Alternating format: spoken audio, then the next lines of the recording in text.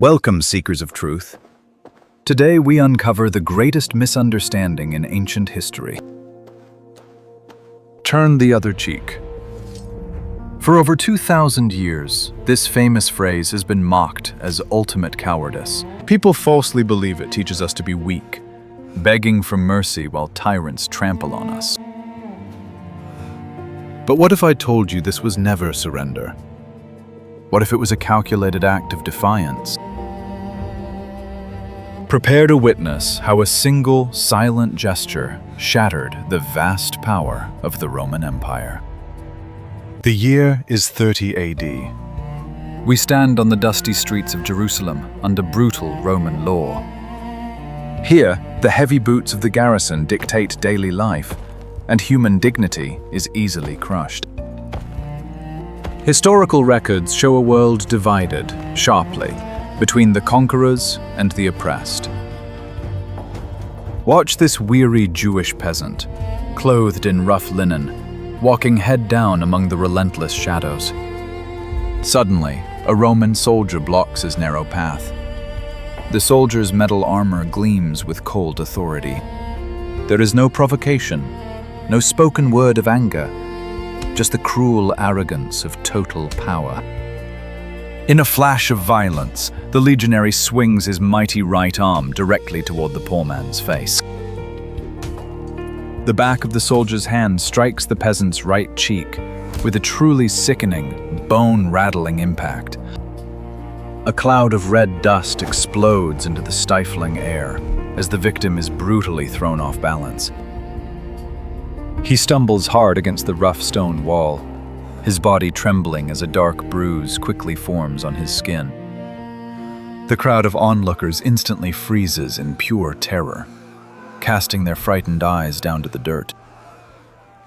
According to traditional teachings, this is the moment where religion demands total weakness. Society tells us that to follow the holy word, this broken man must simply accept his grim fate. He must stay on his knees, offer a pathetic tear, and passively invite another brutal strike. We are told that turning the other cheek is a pitiful plea for mercy from a ruthless giant. Under this flawed idea, the oppressor wins completely, and the victim is stripped of all human worth. Look at the soldier standing over him, a sneer of absolute contempt carved deeply into his features. He waits eagerly for the tears, for the trembling apology, for the sweet taste of total submission. To the naked eye, this scene is a tragedy of cowardice, a spiritual failure of courage. But history holds a secret that changes everything we think we know about this ancient moment. If we only see a man submitting to a cruel beating, we are completely blind to the hidden truth. The true meaning of this event has been buried alive by centuries of dreadful mistranslation. It is time to strip away the false mythology and examine the cold, hard facts of Roman law. Because what is about to happen next is not a surrender, but a brilliant tactical rebellion. Think deeply about the unfair dynamics of power that crush the innocent under heavy iron. Is it possible to fight back against a monster without becoming a monster yourself? Today? Can a victim seize control of the battlefield without ever drawing a single bloody weapon? The vital answer lies hidden in the specific mechanics of that brutal strike against the right cheek. Let us pause time itself, freeze the floating dust, and dive deep into the mind of the ancient oppressor. If you were bleeding in the dirt, would you accept this ultimate humiliation just to survive? We now enter the cultural reality of the first century under the mighty Roman yoke. Scholars of antiquity point out a crucial detail about the nature of this specific attack. Notice carefully how the soldier uses his right hand to strike the Jewish man's vulnerable right cheek. Try it yourself. To hit someone's right cheek with your right hand, you must use a backhand motion, like this. In the ancient world, a backhand slap was never about inflicting simple physical damage or pain. It was a highly specific, calculated gesture designed for pure psychological destruction. Roman masters used the backhand exclusively to strike their slaves, children, and inferior subjects. It was a statement of arrogance, meaning, "You are nothing but an animal beneath my iron boot." It did not just break the skin, it purposely shattered the victim's fundamental human dignity. Now, let us analyze the brutal dilemma facing our fallen peasant in this exact, cruel moment. Option 1. He could give in to his rage, clench his trembling fists and strike back at the mighty oppressor. But under strict Roman law, an assault on a legionary was treason, punishable by instant death. He would be dragged away and crucified before the sun even set on this blood-stained desert horizon. Option 2. He could crumple into the dust, weep bitterly, and beg the cruel soldier for his worthless life. By cowering, he would confirm the soldier's arrogant belief that he was indeed no better than a dog. Death by a sword, or death of the soul. The system was perfectly rigged to destroy him either way. This was the dark genius of Roman terror. It trapped the oppressed in a hopeless web of fear and disgrace. Every onlooker in the silent alley knows this unspoken rule of their wretched, broken existence. They hold their breath, waiting for the peasant to crawl away, like countless defeated men before him. The heavy silence stretches out. The soldier stands tall, wrapped in his unquestionable, dark authority. But in this shadowy moment of total despair, a radical new paradigm suddenly awakens. The teaching of Jesus was never a command to lay down and become a helpless welcome mat for tyrants.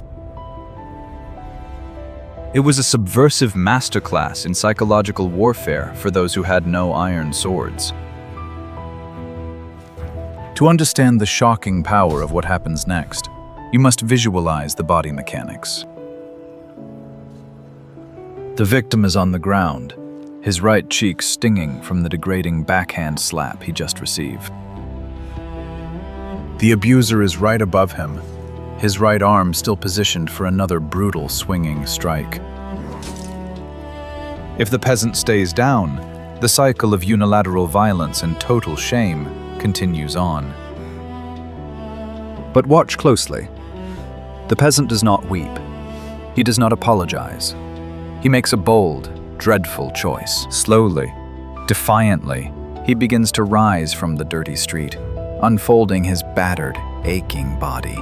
He plants his feet firmly in the rough dust. He straightens his weary spine until he stands at his full height. He lifts his chin and locks his unwavering gaze directly into the eyes of the Roman soldier. This eye contact alone is a massive shock.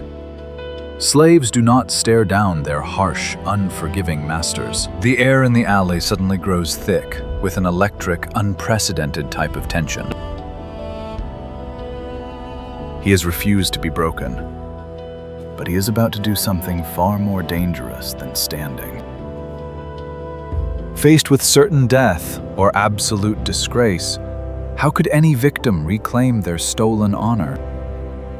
Keeping his body perfectly still, he calmly turns his head, exposing his untouched left cheek to them. In offering the other cheek, he is not asking for more pain. He is issuing a brilliant challenge. He is saying without words, "You slapped me as a slave. I deny your power. Strike me again if you dare." Now look at the soldier's position. His right hand is still raised, but his target has completely shifted. With his left cheek presented, A backhand strike from the right hand is physically impossible. The anatomy of the human arm prevents it. The soldier cannot deliver the same insulting blow. To hit that exposed left cheek, the mighty legionary is forced to change his entire method of attack. He must either use an open palm slap, or he must clench his fingers into a truly brutal, closed fist. But here is the stunning genius of this ancient cultural paradox that changes everything. Under the unspoken rules of Roman society, you only punch or palm strike your true equals. You punch a rival soldier. You punch a citizen of Rome. You never deign to punch a lowly slave. By presenting the left cheek, the peasant has stripped away the oppressor's ability to mock him. He has forced the giant into an impossible choice that destroys his arrogant facade instantly. If the soldier punches him, he is publicly admitting that this dirty Jew is his equal in status. If he does nothing at all, he looks weak and confused before the breathless, watching crowd of citizens. The soldier's arm freezes awkwardly in midair. His cold confidence evaporates into the wind.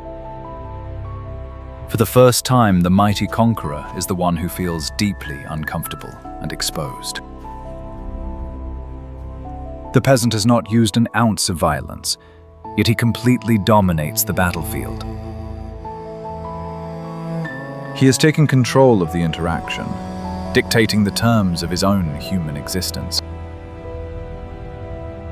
This is the majestic power of true nonviolence. It is a weapon forged in the human soul. It demands that the oppressor look at his victim and see a shared, unbreakable humanity. By refusing to strike back, the victim refuses to descend into the cruelty of his enemy. By refusing to cower, he protects his dignity from being ground into the unforgiving dirt. According to modern psychologists, this tactic creates a cognitive crisis for the abuser. The arrogant script of domination is torn to shreds. The abuser no longer knows what to do.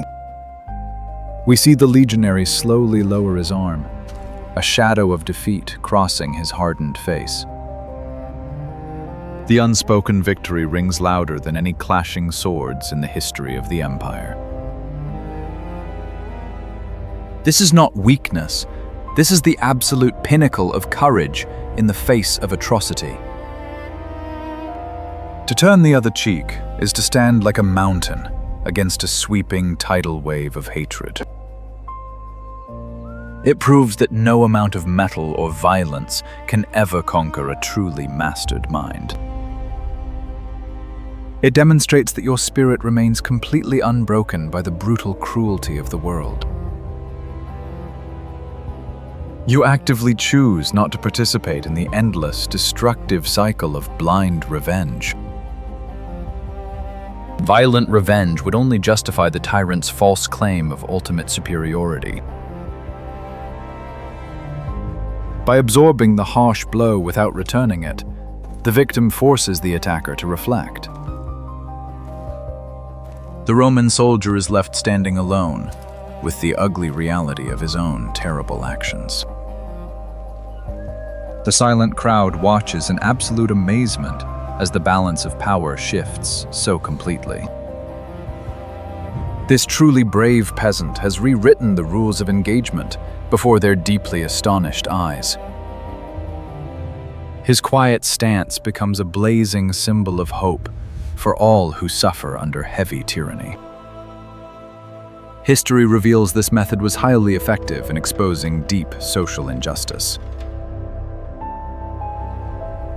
It forces the oppressor to treat the marginalized person as an equal human being. True courage is surely never measured by the lethal sharpness of the iron sword you proudly draw. It is measured by your steadfast ability to maintain grace while enduring extreme suffering. We must remember that the ancient world worshipped physical dominance above everything else. To violently conquer nations and crush enemies beneath chariot wheels was ultimate glory. Yet this simple teaching from Nazareth entirely dismantled the logic of brutal empires. It proposed a truly radical kingdom, where love and endurance overcome the sharpest weapons. This profound psychological tactic eventually echoed throughout all of human history. Leaders like Martin Luther King and Gandhi mastered this exact same principle centuries later. They understood that returning violence only creates a tragic, never-ending circle of death. By proudly refusing to strike back, you disarm the oppressor of their most powerful, deadly tool. You clearly expose the fundamental injustice of their actions to the brilliant light of the public. The Roman soldier slowly backs away, utterly defeated by a man he thought was powerless. His heavy iron sword and decorated shield are completely useless against this moral force. The resilient peasant stands tall, embodying the majestic strength of someone who owns his soul. Turning the other cheek is therefore a profound declaration of absolute independence. It is a bold statement that says, "My humanity is not yours to easily destroy or control. You can bruise my physical body, but you can never, ever conquer my resilient, quiet mind." This profound truth forces us to look differently at the foundational stories of our world.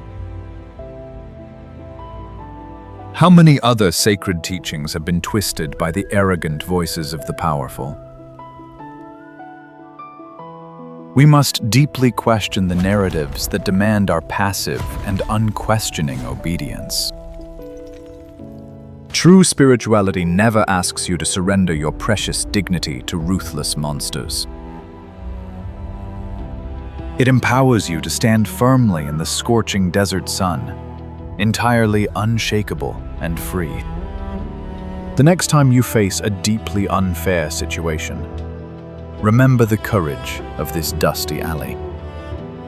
Do not let the oppressor define the harsh parameters of your deeply valuable existence. Find the incredible strength to turn the other cheek, to strip away their power without violence. Clearly prove to the watching world that your peaceful resolve is vastly superior to their iron swords. This is the glorious, undeniable truth of the greatest act of defiance in human history. As the rough dust settles on this ancient street, a profound question remains for us to answer today. Is peaceful resistance a tool for the weak, or the absolute peak of human mental strength? Tell us below.